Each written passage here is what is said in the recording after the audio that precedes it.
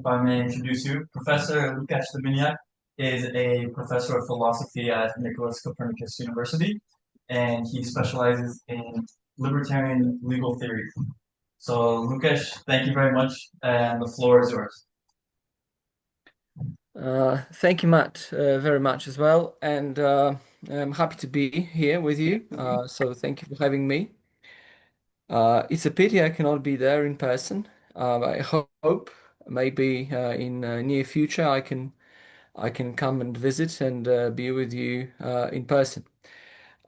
Today, though, I have to deliver my lecture remotely, and well, I will try to do my best. Although this format is not probably the optimal one, but still, we'll see what we can do. Anyway, so the topic of my today's lecture is the Austrian method and epistemology.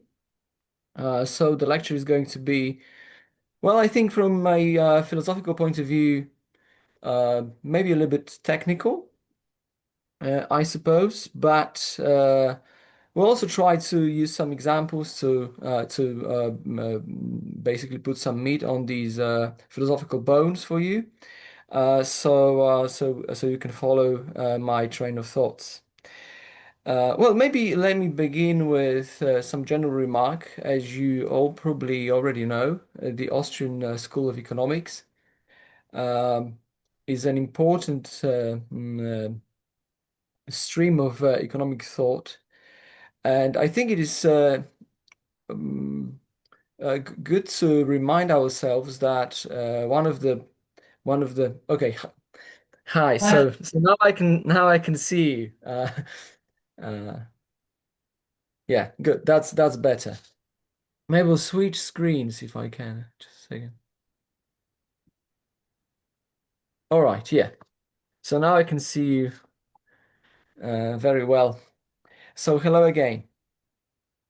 All right. So the Austrian School of Economics, we can say, liberated economics or economic science from a paradigm, well, a paradigm that we can call a materialistic and objectivistic paradigm, which saw the economic science as limited to a very specific part of human activity. The part that we would probably today call in, let's say, more colloquial way, an economic part, by the way, which is a part focused on improving our material well-being and striving for commodities, as Mises said. And Austrian economics liberated economic science from this narrow materialistic paradigm and placed it at the center of a broader category of praxeology or science of praxeology, which is basically a science of human action. So basically, Austrian economics told us that economics proper is a central, the best developed part of praxeology, which is a general science of human action as such. And therefore, at the center of economics and praxeology as well is the concept, the notion, the category of human action, which is basically the idea that it's a very basic idea, very fundamental basic idea, from which we can then derive all other economic laws, that human beings or men act, that they behave purposefully, that they direct the behavior, direct the movements into achieving some sort of goal or some sort of end. And from this very basic acts, other economic laws, all added, it really simple axiom or action axiom. So this is, of course, very, let's say, very elementary idea that now I'm presenting. But I wanted to begin with this just to make sure that we know where we proceed further in a second. So Austrian economics wanted to place economic science on a very basic ground of praxeology of human action. Tried to derive all the laws from the basic axiom of human action. And therefore offered a research program, if you will, that was concerned with trying to build a general science of human purposeful behavior. From that, many tenets of Austrian economics follow. For instance, its allegiance to methodological individualism. The idea that in economic science we achieve the best results and we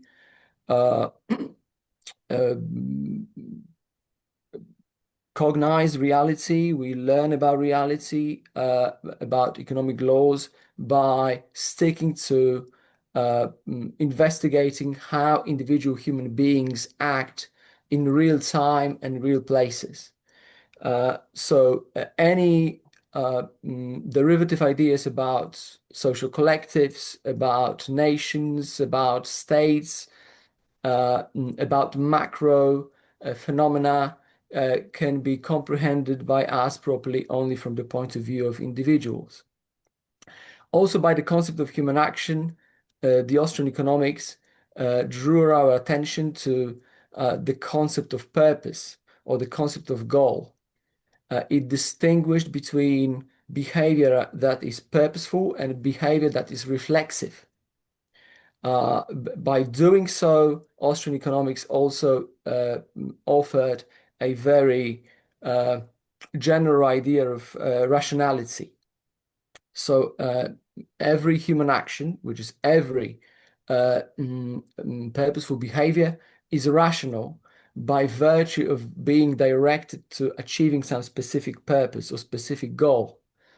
And that should be contrasted not with something that is inefficient or ineffective, but with something that is reflexive, like knee-jerk reactions or epileptic seizures, things that we do not really have any rational control over.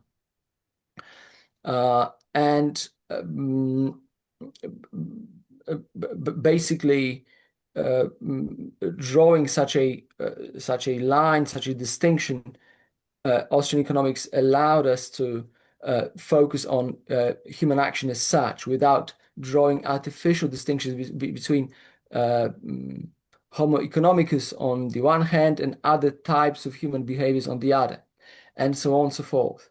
It also, by pointing out that humans behave purposefully, it also introduced the idea of methodological dualism. I will explain these things in a second using some examples. This is just the introduction. Methodological individualism, which is basically the idea that we can approach the world and try to understand it, try to research it from two different perspectives. On the one hand, we have the principle of causality. I heard the last part of the previous lecture, and I noticed it was about teleology. So this is also something that we have as students of economics. We have that from the Austrian economics. The idea that we can approach reality from two different points of views. On the one hand, from causality, which is specific for natural science, natural sciences such as physics or chemistry, and on the other hand, from the point of view of teleology. So human beings, in contradistinction to inanimate objects and plants and possibly even animals, although this is a contestable thing, they behave purposefully, whereas inanimate matter behaves just as a matter of cause and effect, mechanistically, if you will. So we have these two principles. This is also introduced by Austrian economics. This is important. I mentioned that because in a second I would like to delve deep into the question of the epistemological status of Austrian economics and ask the question of what is the source of validity of economic theorems and economic laws, where the source of validity of these laws is similar to the source of validity of laws of natural science, which is governed by the principle of causality, or is it some different sort of source of validity? Is derived from the principle of teleology, and why it is important, how it differs from natural science, and why we can be certain that Austrian economics, even though it is derived from the principle of teleology or proceeding in accordance with teleology, offers us certain apodictic, necessarily true knowledge. So all these things are important. So basically, as a matter of the introduction, Austrian economics placed economics as a central part of a broader category of praxeology, which is science of human action. Human action being understood as purposeful behavior, which is we behave. You can think about that this way. The typical case of behavior is when we move our bodies in space and time. But we move our bodies in space and time by having a goal in our mind, having some rational picture of the world. We want the world to be in a specific way, or we want to make the world in a specific way. There is some disturbance of my voice. Oh, it could be the echo. Let's just mute ourselves.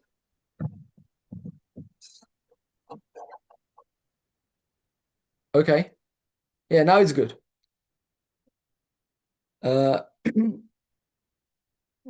So purposeful behavior, basically having in mind a specific goal, a specific picture of the world, with a picture that is abstract. We can also say it's having a propositional attitude, which is having a attitudes towards the way the world should be, the way the world we would like to make, and so on and so forth. Only these rationalizations, if you will, of the world drive us in specific directions.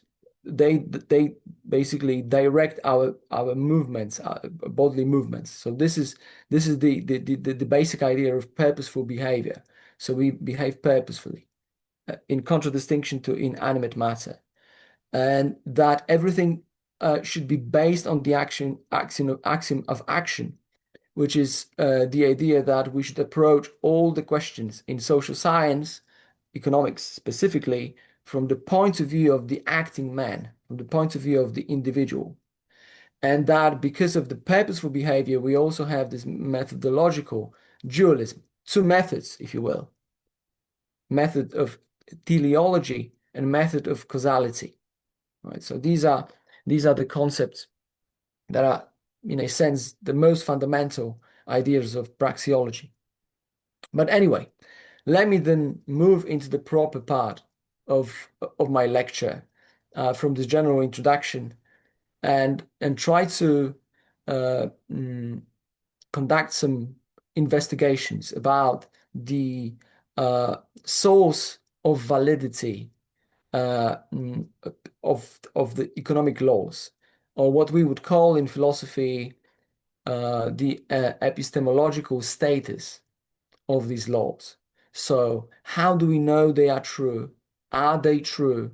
How can we know them? What is their justification? Where they are coming from? All these questions there are about the sources of our knowledge, about the truth status of our statements, of the laws of economic science. So these are the questions that I would like to today, at least begin to investigate.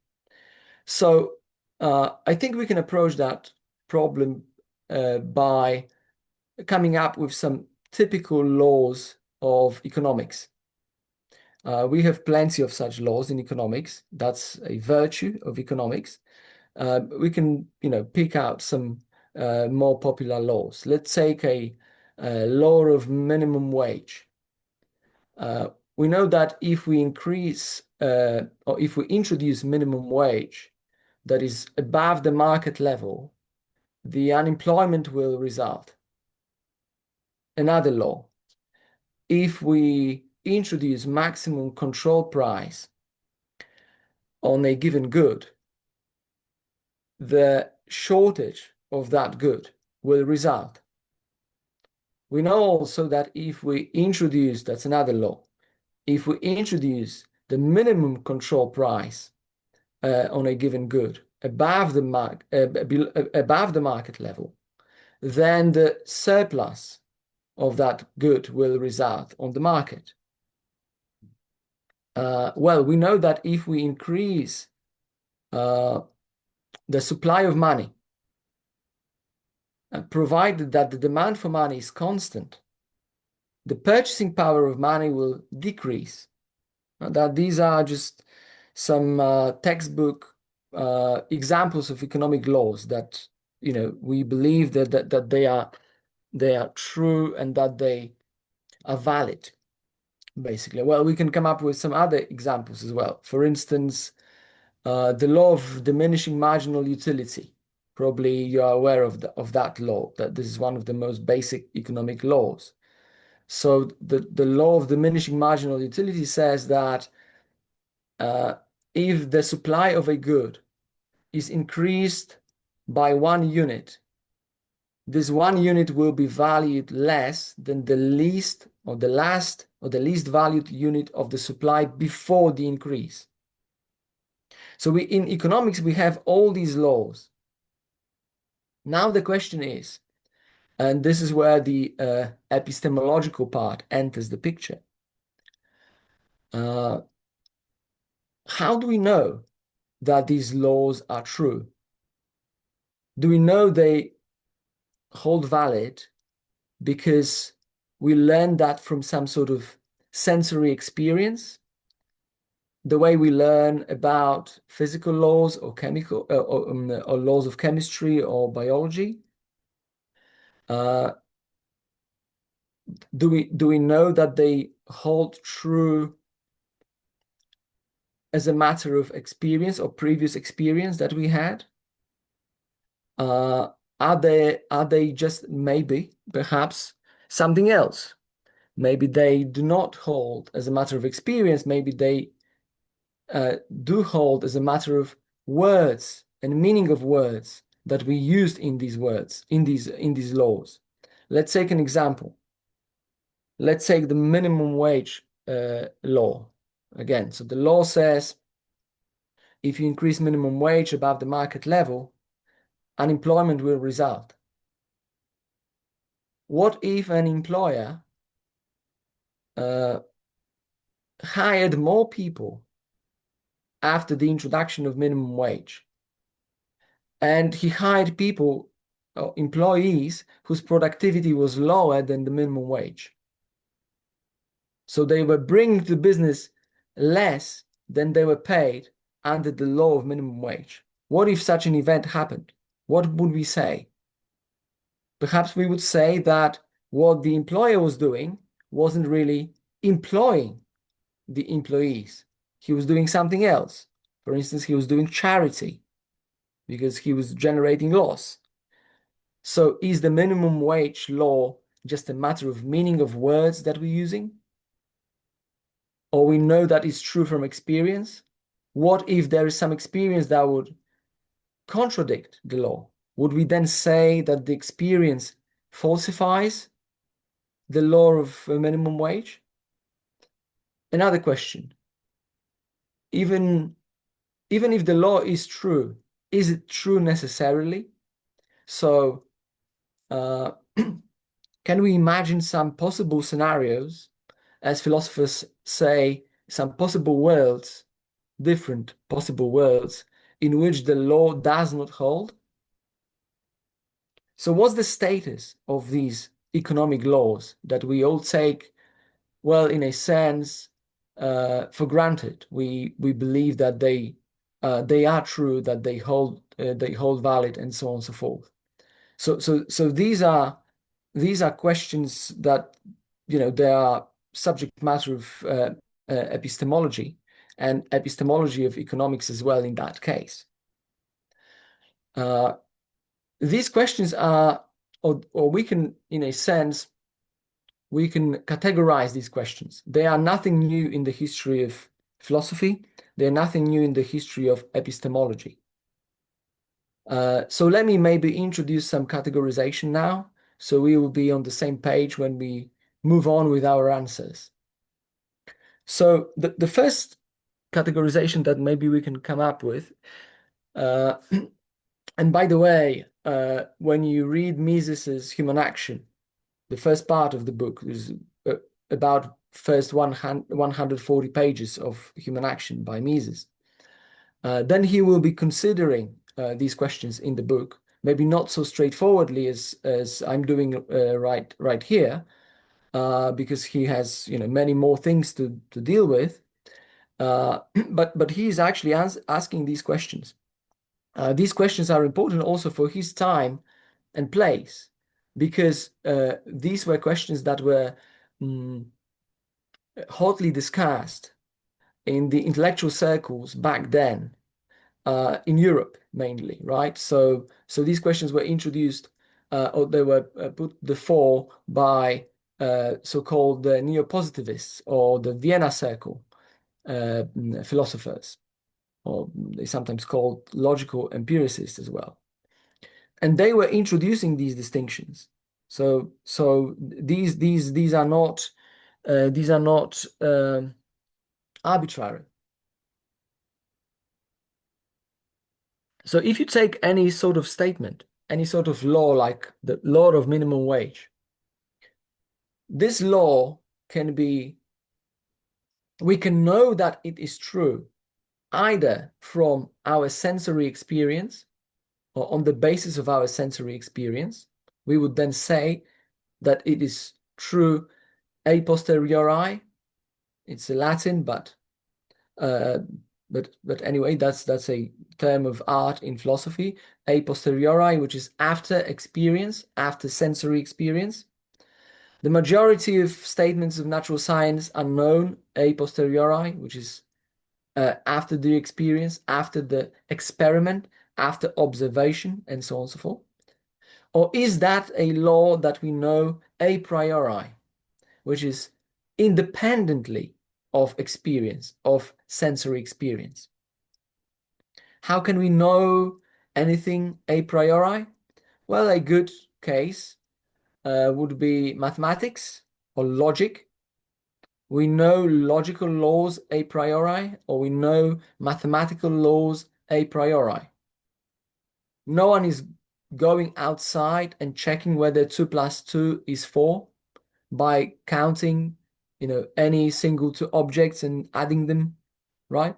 So we know the truth of that sort of formal science laws like mathematics and logic a priori.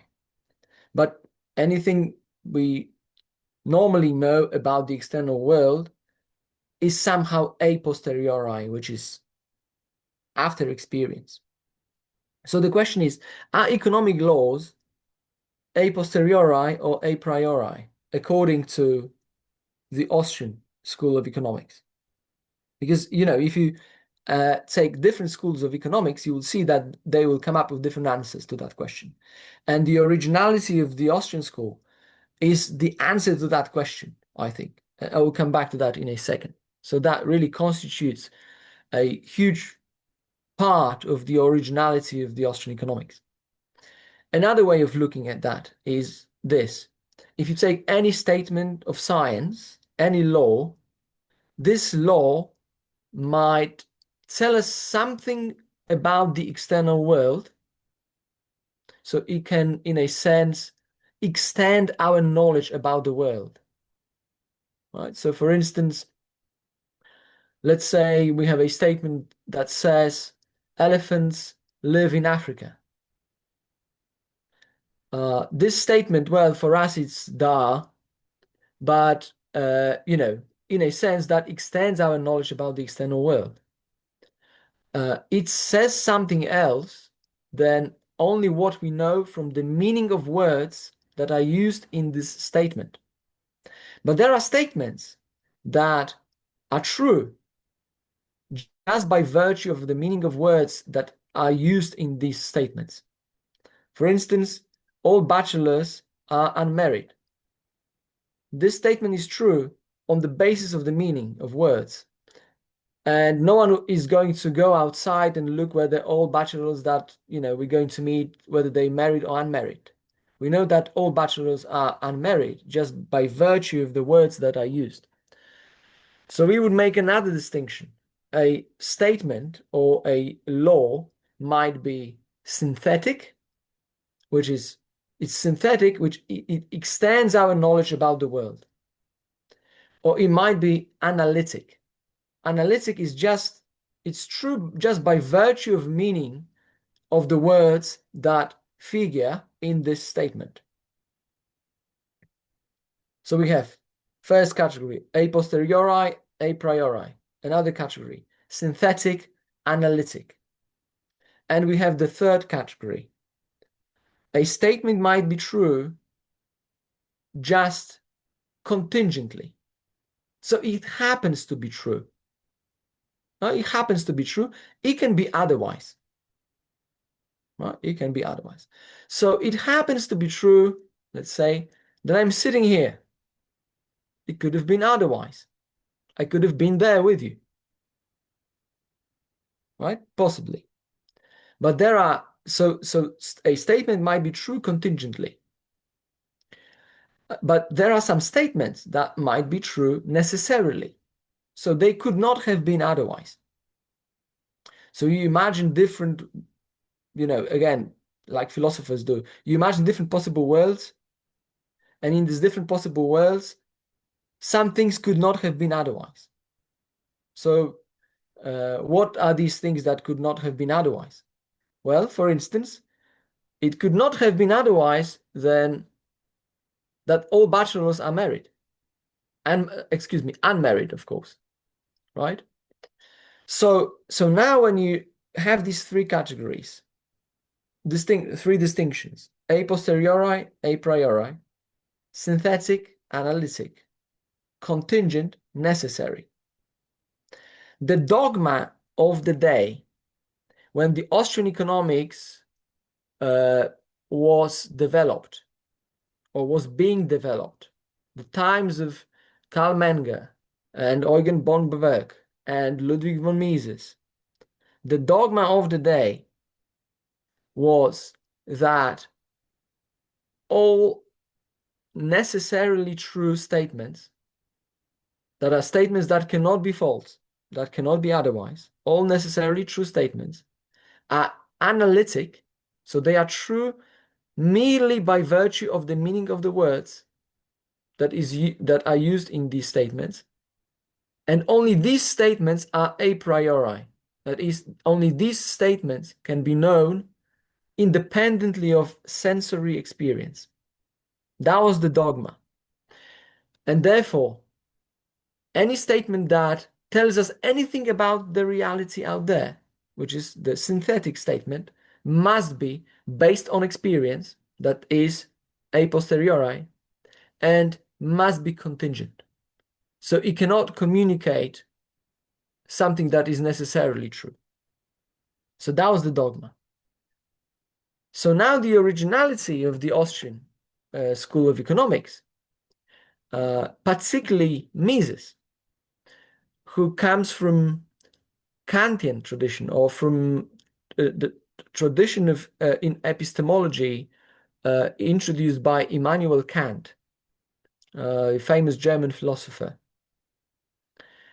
The originality of Mises was to say that these laws that I've just enumerated a second ago, the law of diminishing marginal utility, the law of minimum wage, the law of maximum and minimum price control, and the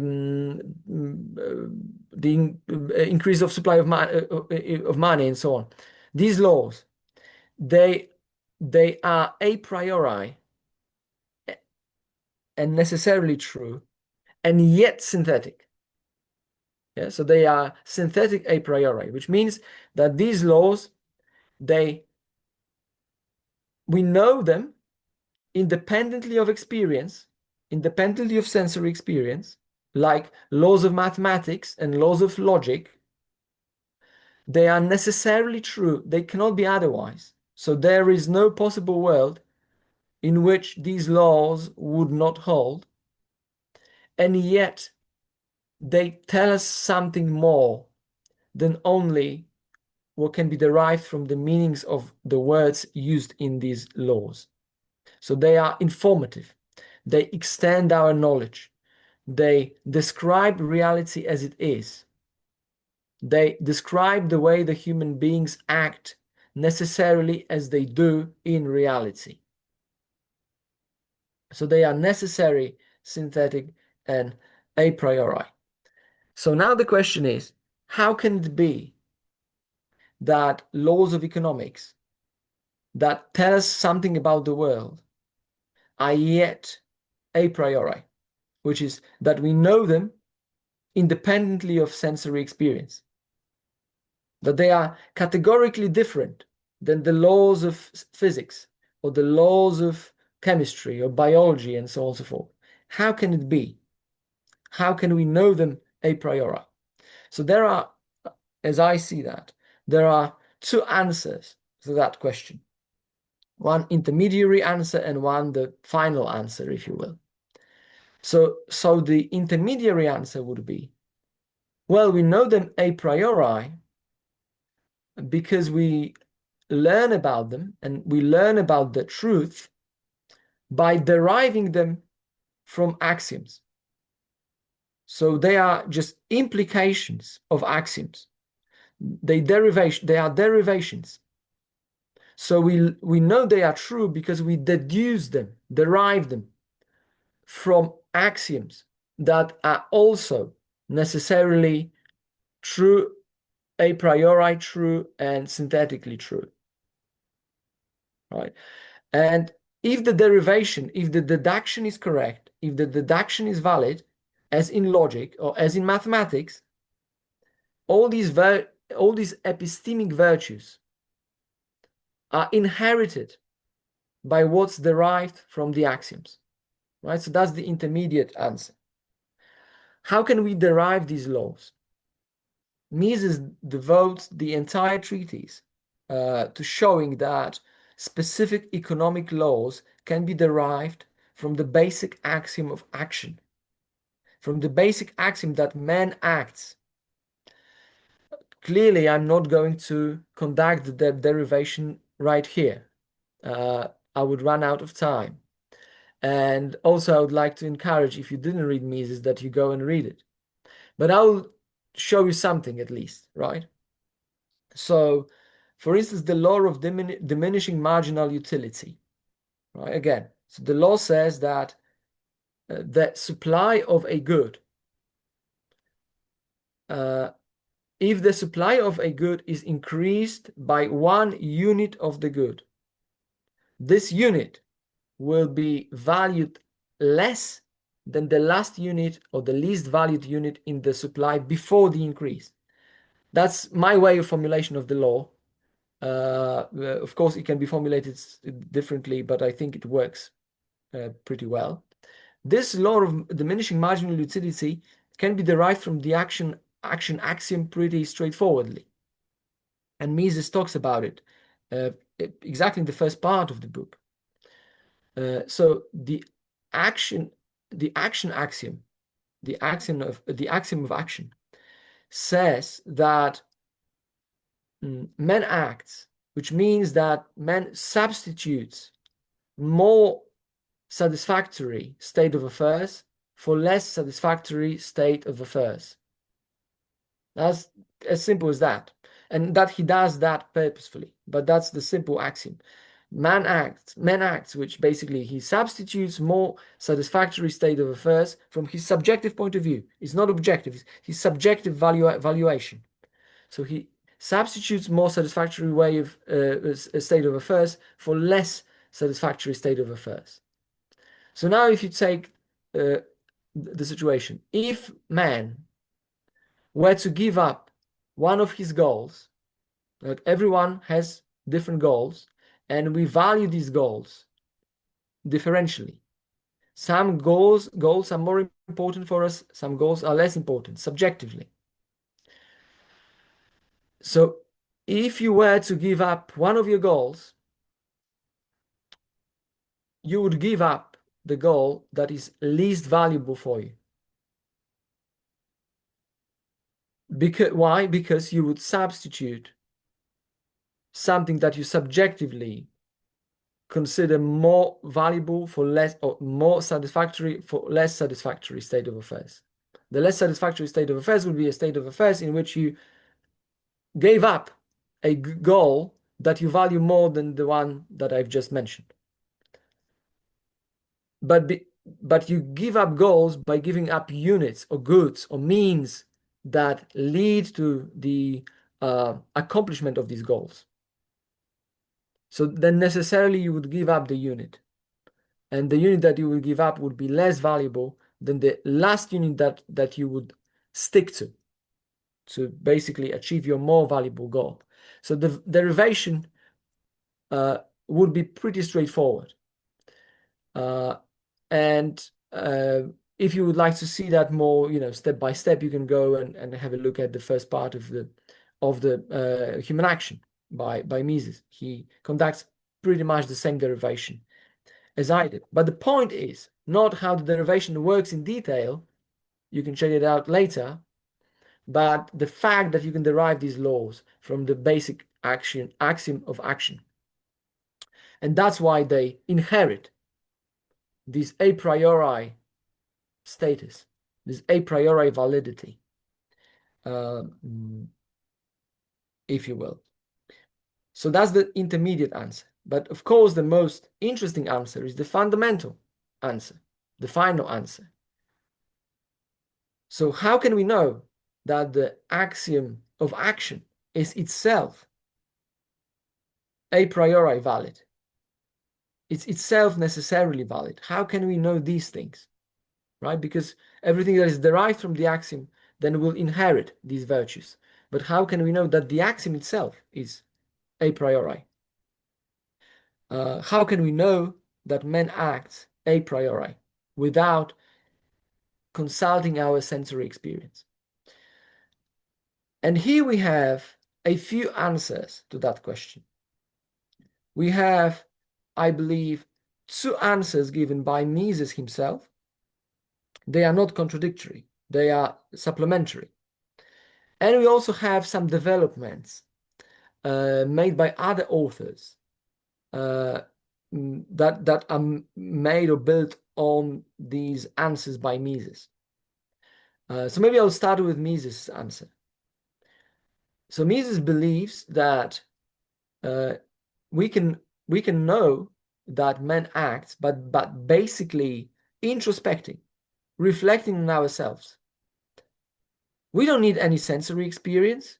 We don't have to conduct any experiments. We don't need any observation or double-blind studies or anything like that, because we have a direct access to what we're doing, how our behavior presents itself to ourselves. We have a privileged access. It's enough for me to basically reflect on the fact of what I'm doing right now to understand that I act, that I behave purposefully, that I move my body right now with a view of a goal that I have in my mind, and that I do it by doing it, that I set aside something else that I valued less. What was it in my case? Basically, because it's pretty late, I set aside going to bed. I preferred to give this lecture. And when I reflect upon what I'm doing, basically, I have this privileged direct access that is of no any other need to consult any other sensory or other experience.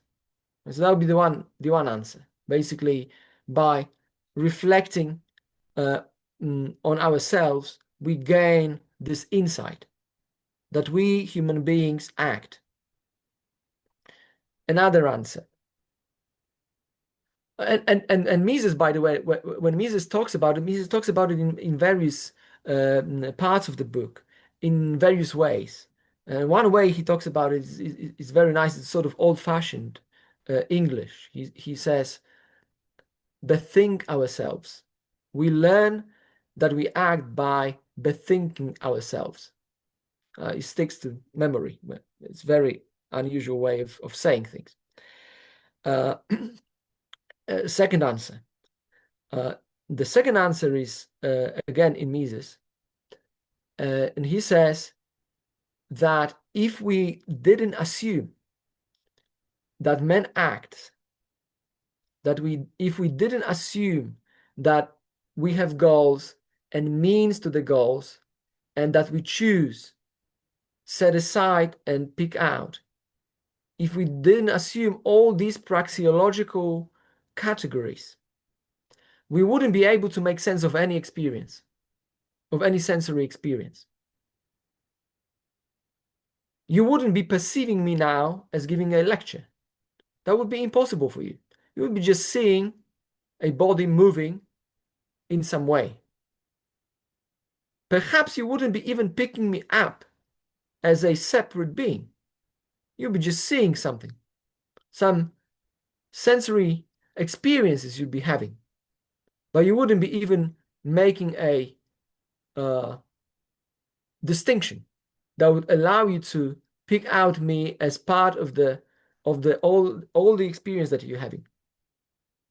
So Mises says another argument is this: sensory experience wouldn't be even possible for us unless we assumed all the categories of praxeology, human action, goals and means, choosing, decising, and so on and so forth. So they are, as Mises says, they are presuppositions or prerequisites of any sensory experience or any other experience. Using a bit of German, we would say they are Bedingung der Möglichkeit, which is conditions of possibility. They are conditions of possibility of experience. They are conditions of possibility of perception and apperception. So that's a argument. In philosophy, we would call this argument transcendental argument, right? Transcendental argument is an argument that looks for conditions of possibility of something else, right? Again, it comes from Immanuel Kant. So we have these two arguments, I believe, in Mises. There is a third argument that I think it was built upon what Mises said, and that is also very interesting. But this is not Mises's. This is an argument that is, I think, originally presented by Hans-Hermann Hoppe, but also picked up by Murray Rothbard later on. So the argument would be along these lines. We know that men act because it is impossible to deny that men act without presupposing that men act. How come? Well, if I wanted to deny that men act, my act of denial would be an act of me acting. I would be acting by denying that men act. Therefore, my action would contradict the content of my denial, the content of my speech. I would sort of pull the rug out, from under myself by saying that, right? So, so that's the argument. We say that's argument from performative contradiction. So that's a practical or pragmatic contradiction.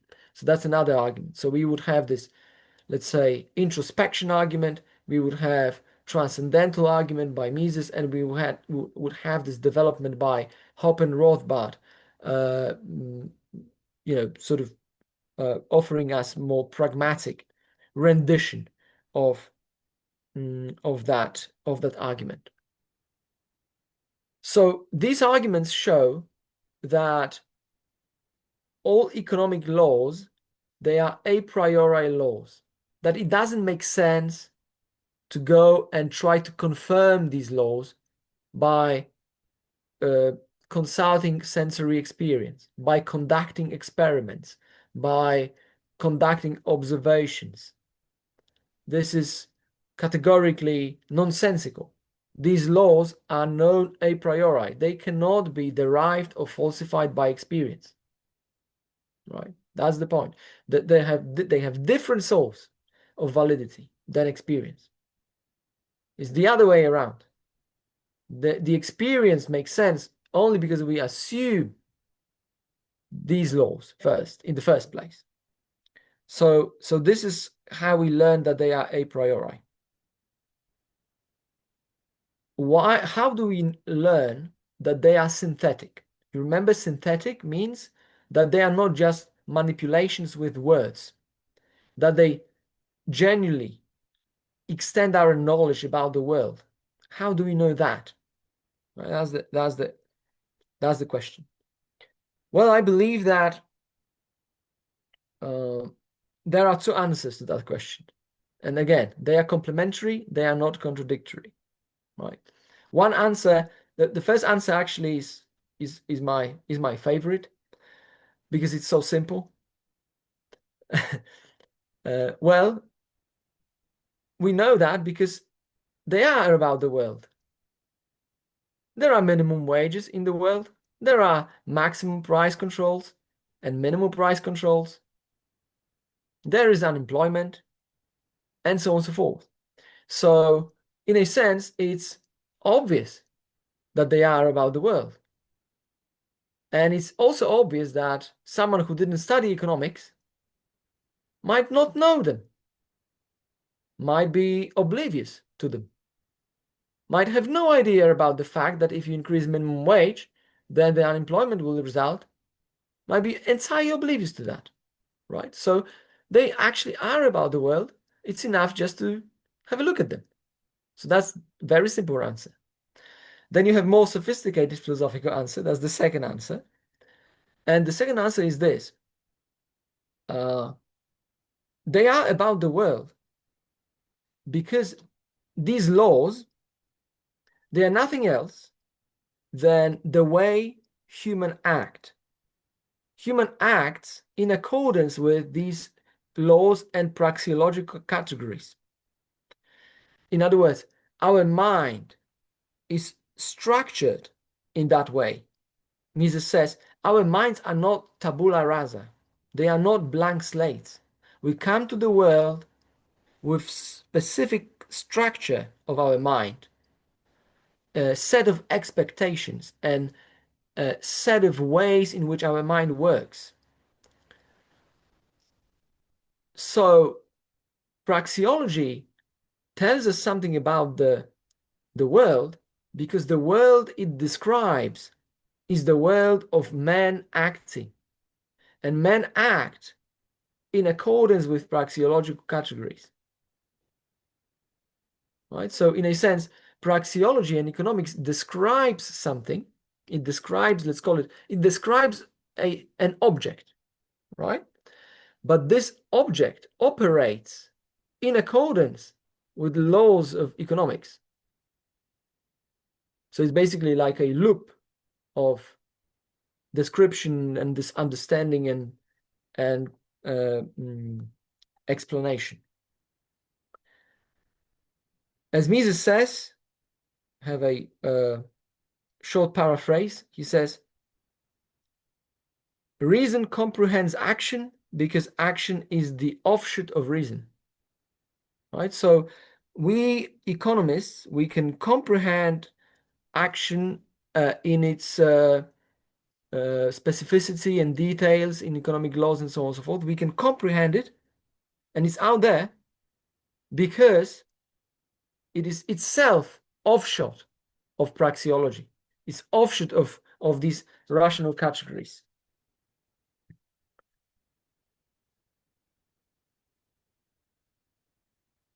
Okay, maybe one more thing. If you followed the lecture closely, then you might have noticed that there is possibly some jump from our individual experience, individual self-reflection, that if we reflect upon ourselves, if we bethink ourselves, as Mises says, we recognize immediately that we act, and what does it involve, what does it take, to sort of projecting that onto other people, onto other minds. That might be formulated as a so-called problem of other minds. In philosophy, it's also known as the problem of other minds. How can I know that now when I talk to you, I know that I have a mind? How can I know that you have a mind? You might be zombies, just behaving as if you had a mind, but you really don't. That's a possibility, right? Of course, it's just a philosophical possibility. I might be brain in a vat, or I might be uh, mm, basically, cheated by some malicious demon of Descartes, other philosophers and so on. So how can I know that? The same problem, I think, is somehow relates to praxeology as well. There is, of course, a practical mm, attitude that praxeology has. Really, praxeology, especially economics, is also sort of practically oriented. So I guess that wouldn't be impressed by the problem of general skepticism, the problem of other minds that I've just mentioned. So that's one thing. But another thing would be, so, I mean, we could say, oh, who cares? David Gordon has this nice joke. I think it's after someone else that uh, do you think, someone is asking some philosopher, do you think there are other minds? And he answers, not many. So, so uh, but anyway, uh, even if we cannot get rid of this general skepticism, the thing is that the hypothesis of the theory offered by praxeology works the better than any other, right? So teleology, the praxeological way of thinking about social events and states of affairs, works much better than any other theory on the table. So you compare praxeology with physics, or you compare praxeology with chemistry or with biology, as far as human economic activity is concerned. So praxeology wins hands down. There's no match, right? That's good enough. We don't have to, be too much concerned about the general skepticism. Basically, we have the best theory on the table. Uh, uh, yeah. Um, the best guy in town or whatever. Okay, maybe I have 2 minutes. So let me mention some problems that I wanted to talk about, but I didn't. So I wanted to talk about the relationship between teleology and causality. I started with drawing the sharp distinction between teleology, which is the domain of praxeology, and causality, which is the domain of natural science. But, and I, uh, and in a sense, at first glance, they are opposite, right? They are sharply distinct. But I think the question is very interesting, whether there is any overlap between the two. Why this question is interesting? Well, because this question is connected with such questions as, for example, teleology is a domain of free will. Causality is a domain of determinism. Can we have praxeology and economics in the world that is fully causally determined? That's the first question. My personal belief is yes, we can. Which in turn shows that there is some close link, despite the appearances to the contrary, between teleology and causality. Another question is, what's the relationship between mind and body? Right? It's also teleology. The mind is a teleology domain. The body, causality. Mises is talking about physicalism or panphysicalism or materialism. Would praxeology hold water if physicalism turned out to be true? In other words, do we have to have ontological dualism, the world of the mind and the world of the body? Or can we operate if the world turned out to be monistic, just physical, just particles, nothing else? My answer is yes, we can. But I cannot explain it right now. I don't have time anymore. And I think the last question that is worth mentioning is, what's the relationship between the acting man, the individual, and social collectives? We know we are committed to methodological individualism as economists and Austrian economists. Are we also committed to ontological individualism? That is a position that says that only individuals exist, and nations, communities, states, and other social collectives are just metaphors, concepts, but they don't have any real existence. And my answer again would be, no, we don't have to commit to that.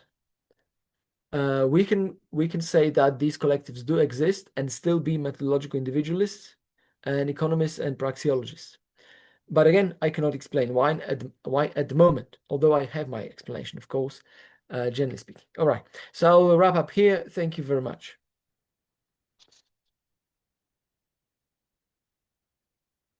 Now you are muted and I cannot hear your applause, which Okay. is too bad.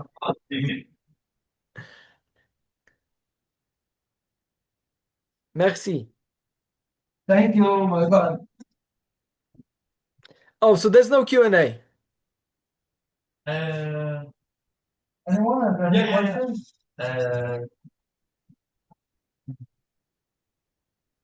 Oh, yes. Łukasz, thank you very much. If I may, what was the first question you proposed regarding the relationship between teleology and causality? Well, the first question. Yes. I can't remember the order of my questions. So I cannot identify the first question now. It was, But I think it was the questions were these: free will and determinism, mind and body, individualism and collectivism. These were these three questions. the free will and determinism. Can you repeat that, please? Yes. Okay. So causality, if we operate within the domain of causality, we have causes, sufficient causes for everything that is going on, and we have the past is fixed and laws of nature operate, causes sufficiently cause effects. If that's the entire description of the world, then it looks there is no room for free will, for free choice, right? That's just very simply put. And the question, if that's the case, if it turns out to be the case, that we are determined. So for instance, there was no other option for me than to be here with you today. There was no alternative possibility. If that's the case, do we still have a room for praxeology and economics and everything we were talking about today, which at least at the surface level assumes that we operate in accordance with teleology, so that we have a purpose in mind and then we choose between the means? If we don't have any free will, do we really choose? And so on and so forth, right? So that's the problem. That's the problem. And Mises was absolutely aware of that problem, which is amazing. He was amazingly broadly educated in philosophy and in economics, in law and other things. So he was absolutely aware of the problem. And his position was, although he was sort of very economical in expressing his opinions about that or his views about that, but his opinion was that Austrian economics can operate equally well, even if it turns out that the world is deterministic. The only problem would be that if we knew all the causes, if we were omniscient, then there would be no room for human action. If there were no uncertainty and if there were omniscience, then we would not act. But as long as our cognition is limited, and omnipotence, omniscience, and things like that are godly and not manly, we are on the safe ground. Determinism should not be any problem for us. And personally, I believe that's exactly the case. I think we can be in philosophy, and that's my position in philosophy of free will, we can be compatibilists, which is we can have a concept of free will and choice that is compatible with the entirely determined universe, right? So that's sort of deflated concept of free will, but still free will all the same. Thank you.